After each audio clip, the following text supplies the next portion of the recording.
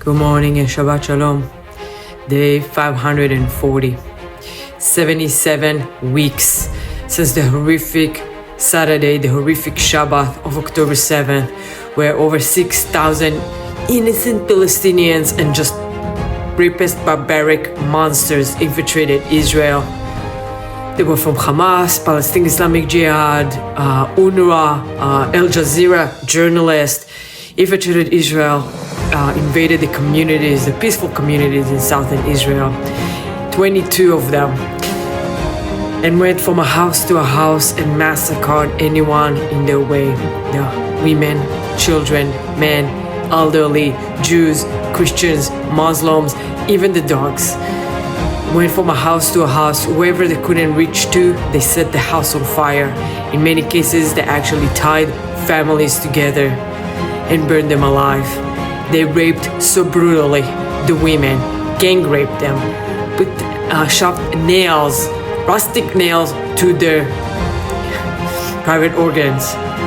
And they kidnapped 251 people.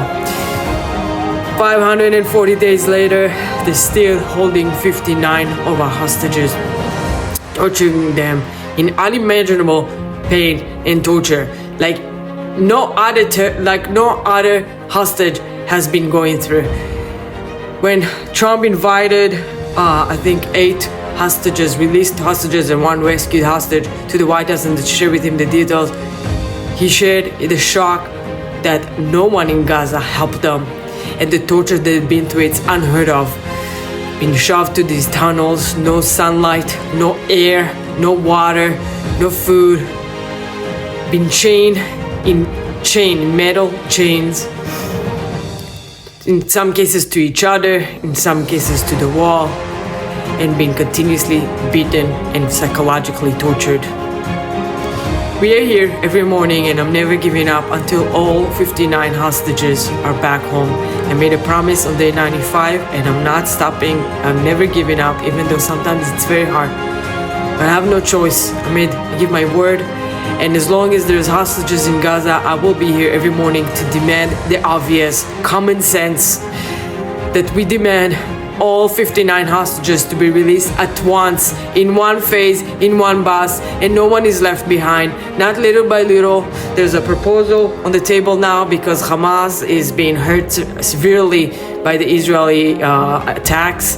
They may be wanting to do a ceasefire specifically for Eid al-Fitr, the holiday that concludes Ramadan.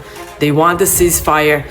In order for you to get a ceasefire, you need to let our people go and surrender. They want to crack down on the protesters, fucking bullshit. They want to either curve that show, or I don't even know. I don't trust these protesters against Hamas. But there's one option to end the war altogether. Release our people and surrender, because there's no future in Gaza for Hamas. As long as the terrorist organization is controlling this strip, Israel will continue to attack. We will not sit on our hands. We will not sit by and let you come in again, as you promised, to massacre us and to try to annihilate Israel. It will never happen. Meanwhile, in the Middle East, Israel and the US continuously attacking any enemies of the Western civilization, and the enemies are calling for the death of Israel and the death of America. That includes the Houthis, who are the US military is continuously attacking in Yemen, including eliminating the top leaders, terrorists. Israel, meanwhile, attacking Hezbollah in Lebanon. Since the ceasefire that was supposed to be lasting for a few months, it's kind of like falling apart. They have been shooting some rockets towards northern Israel, like Kiryat Shmona, in other areas, and Israel is forced to retaliate against it and is targeting Hezbollah buildings in Lebanon, in Beirut itself. We will continue to do whatever we need to defend ourselves. We don't care about bad image. Already in the 70s, our Prime Minister Golda Meir said, we rather leave.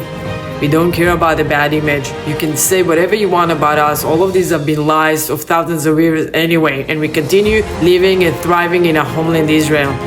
So we will continue to do whatever we need to ensure that we are staying alive and living in our ancestral homeland. On this Shabbat, I want to continue a peaceful Shabbat for the IDF soldiers to be safe and complete their 2 tasks and come back home safely, for the 59 hostages to be either released immediately or rescued immediately and come back home finally after 540 days in hell. For the Jewish nation around the world, be strong, resilient, and proud, and remember that we are a nation that has been going through so many trials of annihilation, so many massacres, terrorist attacks, blood label, genocide, a real genocide, yet we are still strong and thriving, and we are never gonna, our light is never gonna be dimmed out. We will remain living in our homeland Israel, from the Jordan River throughout Judea and Samaria to the Mediterranean Sea for eternity. Am Israel Chai forever, and Shabbat Shalom.